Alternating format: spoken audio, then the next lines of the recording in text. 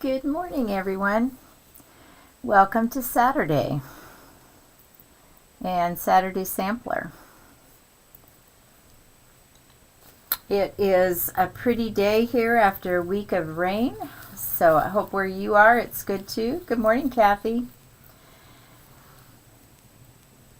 And we'll just hang in here for a couple of minutes until we get a few more people pop into the chat room before we get started. Let them get a chance to get in.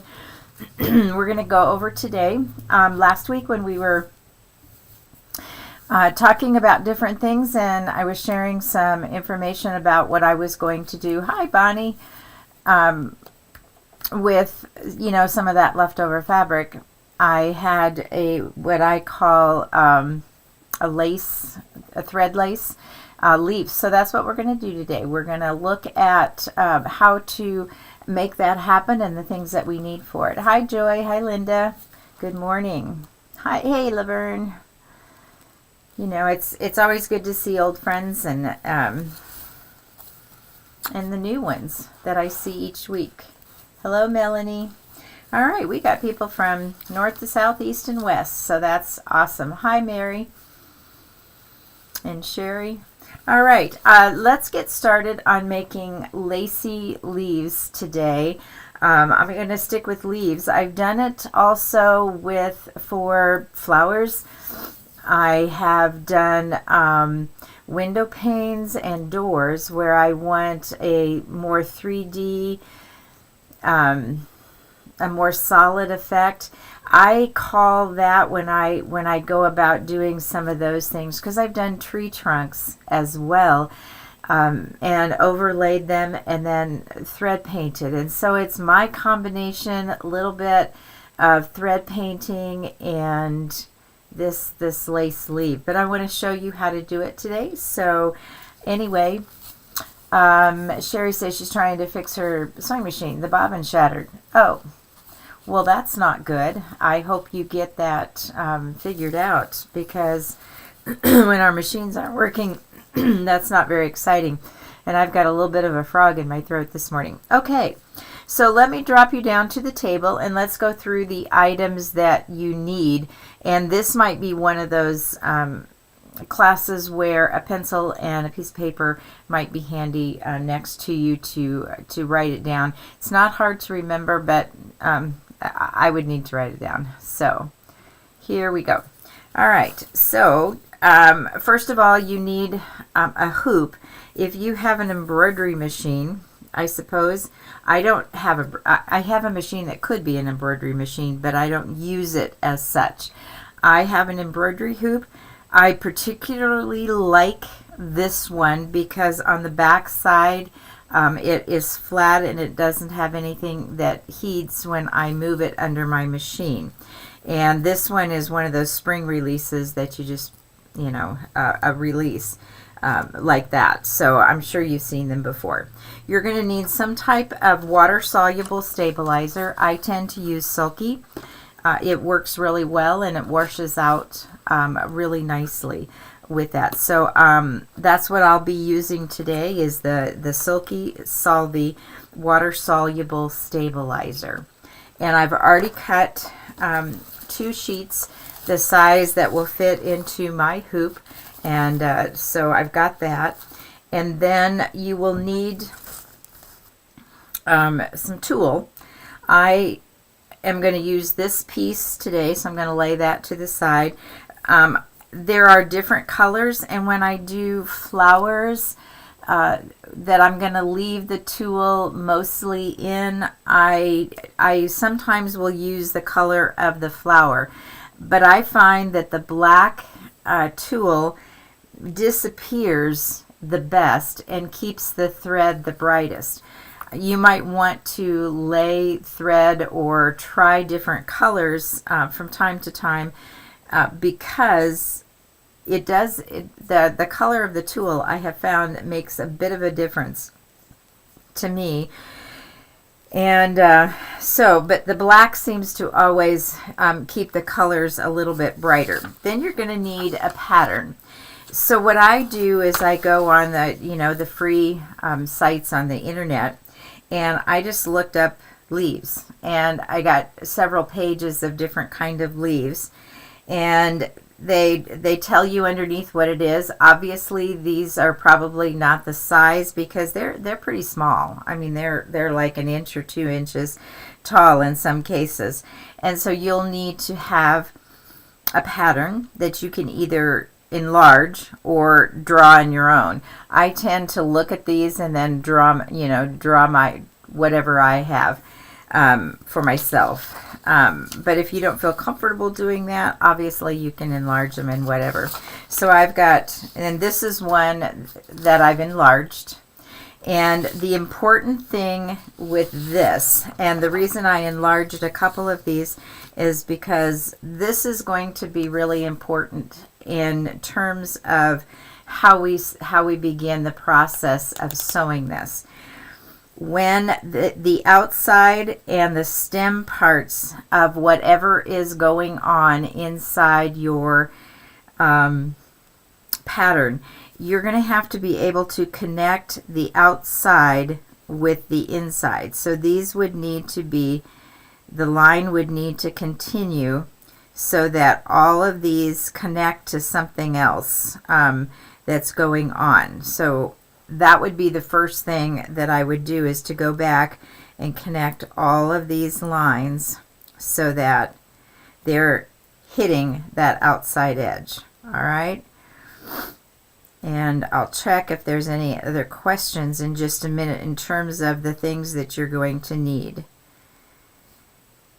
So I like to make, so now I've connected all those, branches so that the leaf will have something to hold on to as you're sewing it together.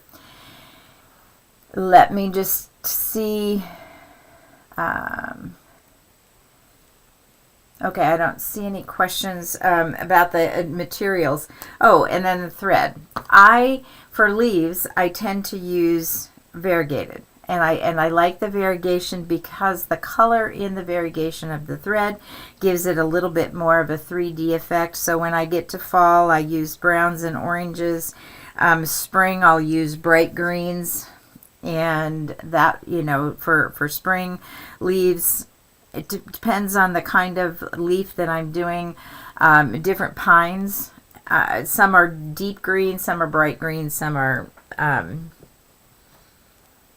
those middle range, true greens is what I call them. So from the other week, I had that little, let me grab it here. I had this little piece, and I wanted to put something on this, regardless of which way I'm, going to have it. The leaf that I was trying out was a little, it just didn't fit in my estimation. So I wanted something long and thin to put on there, and that's where that whole idea of a lacy leaf came from. So what I did is I drew one that would fit in at the size that I wanted for that, and I wanted it long and skinny. So now I have a pattern. So the next thing, what size of thread, Kyla? I use, this one is a very fine, shiny, glossy polyester thread that's used for embroidery. This one is very thick, and so it depends on, what purpose am I making these leaves for. And I have a variety of leaves here. These were all done with the same thread, and it's a 50 weight thread that I was using for this. And this is for a fall quilt, and these will be laying on the ground and around a pumpkin. And so for that. Now, the other thing that I wanted to say now, I was going to talk about it a little bit later, but I may go in and cut this away depending on where the placement of this leaf is, how it looks, and if I want that tulle shadow not to necessarily be there, because it does leave a shadow. And I may cut that away because I do my thread thick enough that it pretty much holds up. Sometimes I like to, you know, bend the leaf and give it that kind of effect, and I'll put it, you know, and I'll sew it so that it will, you know, pop off the, you know, the pattern. When I do window panes, I really do cut the tool away because I don't want that behind. But with a, you know, a window pane, you've got, it's very easy to make it as thick as you want, and I can, you know, I can do that and get it to hold up really well, and then sew it down to thread paint it, if you will, or just sew it down to whatever pattern I'm using for that. So, and let me see if there's questions. I don't see any. So let's take and put this together. So the very first thing that you would do is take a piece of, you know, the top piece of your tool or your stabilizer, and because I measured this, I wouldn't necessarily have to, and I want to get it right in the middle pretty much. I wouldn't necessarily have to trace this because I just freehanded this. But because of the size that I need to fit that piece of fabric, I'm just going to trace around my pattern.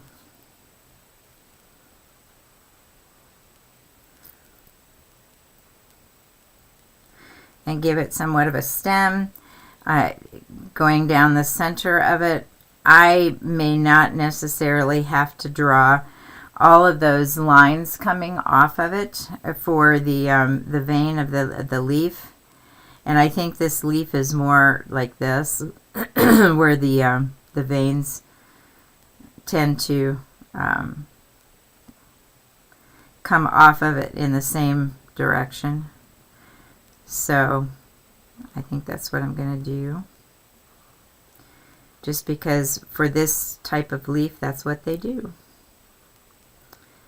All right, so now I can put that away,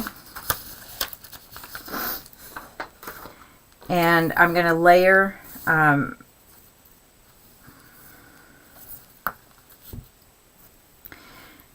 so I'm going to put the piece of tulle that that leaf will fit onto underneath of it. So the water soluble stabilizer, the tulle, and then my pattern on top. Let me get rid of this pen out of my hand. And then I'm going to remove the center of this and lay this over, and I want to center whatever my pattern is as best as I can within my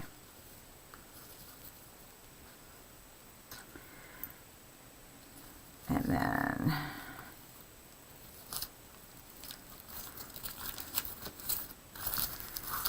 all right, so now I have that more or less hooped, and then you'll need to put your feed dogs down on your sewing machine. And so I've got this all ready to go, and let's pop over here. I haven't done it without the light on my machine before, so I think I want to start here at the bottom,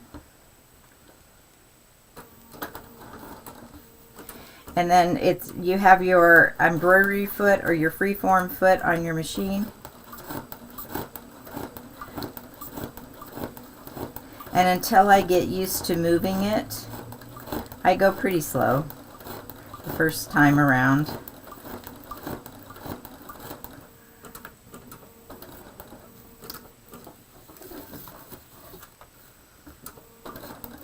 And it takes a number of bypasses, or whatever you want to call it, to get, you know, the thickness that you want for your leaf. How delicate do you want your flower, your leaf, you know, whatever you are, you know, creating with your leaf. I tend to go in and make my stems the thickest part, simply because stems are a little bit thicker than anything else in the leaf.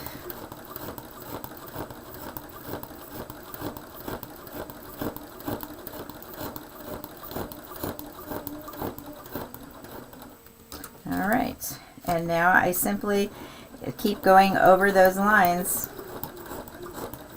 So I'm going to go up and catch the edge, come down, catch the edge,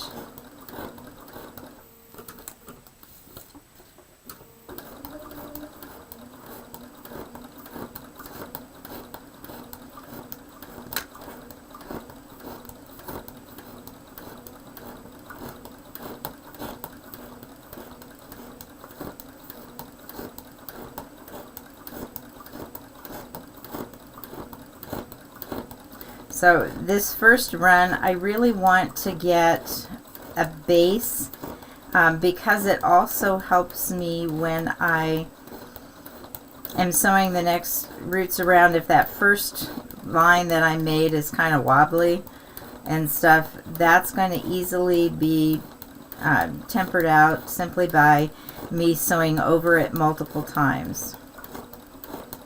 And if I want a really delicate leaf, that's when I'm probably going to leave the tool in and not take it out, so that it has that little bit of extra stability when you put it on your, your quilt.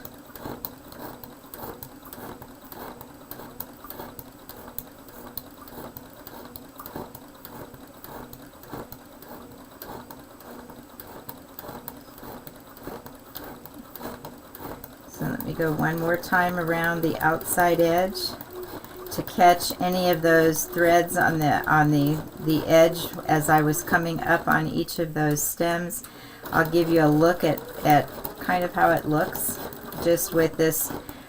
I would probably go over this again, probably 4 or 5 times. I like that thick 3D look, and I want to hit that middle one more time, just enough thread so that you can kind of see what's happening.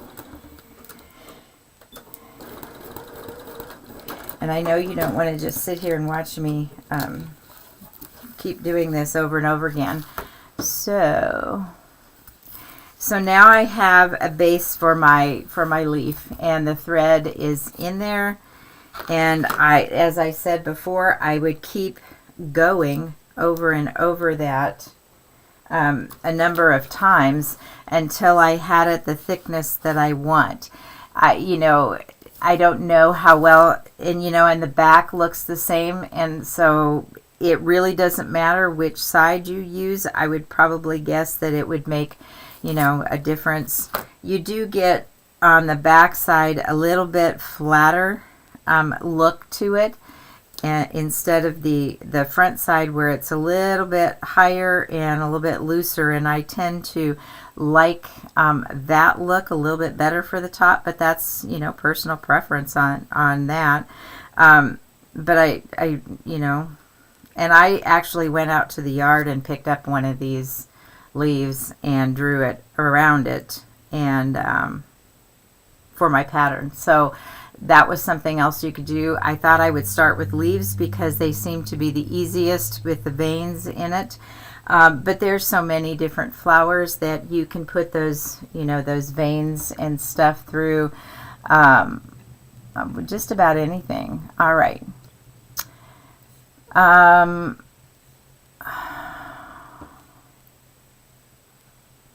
Let's see, I've drawn my patterns on paper style, water soluble. Okay, I would think that heavier thread would work well for this. It does.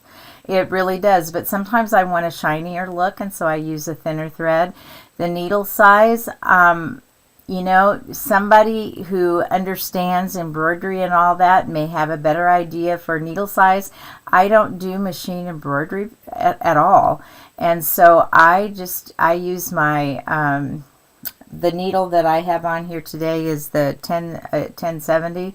I've used the 80-12. It depends on what I have on my machine. So, and my size of stitch, I use my regular machine stitch, 2.0 and or 2.5. And I've crossed over outer edge and where more thread is needed. Okay. I think I see what you mean on that, and I do cross a little bit and then thicken it, so that I make sure that I have my lines in there. I think that's maybe what you're trying to say. Use tiny width zigzag over a pearl cotton thread or DMC embroidered floss. Yes, I have, but I don't necessarily do that here. But I don't see why you couldn't. I mean, try anything. It's open sesame, really.